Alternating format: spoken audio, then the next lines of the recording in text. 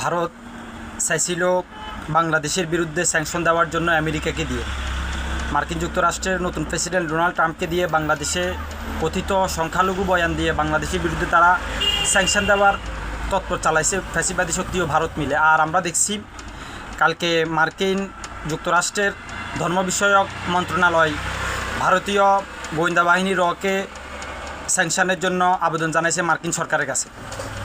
কারণটা হচ্ছে এই ভারতীয় গোয়েন্দা বাহিনী দক্ষিণ এশিয়ায় যত দেশ আছে সমস্ত দেশে তারা ঢুকে, সে দেশে তারা ধর্মবিদ্বেষী কাজ শুরু করে জনগণের মধ্যে।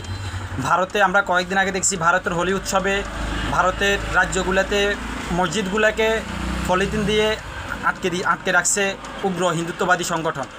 আর বিজেপির উত্তরপ্রদেশে যোগী আদিত্যনাথের রাজ্যে একটা আইএসআই ইউনিভার্সিটি কিছু মুসলিম স্টুডেন্ট ইউনিভার্সিটির মাঠে নামাজ পড়ার কারণে তাদেরকে ইউনিভার্সিটি থেকে আজীবনের জন্য বহিষ্কার করছে এবং তাদেরকে আইনে পুলিশ ধরে গ্রেপ্তার করছে। আর কয়েকদিন আগে হোলি উৎসবে প্রায় ভারতে 6 শতাধিক মুসলিমকে পুলিশ গুলি করে হত্যা করেছে এবং উগ্র হিন্দুত্ববাদী সংগঠন সহ।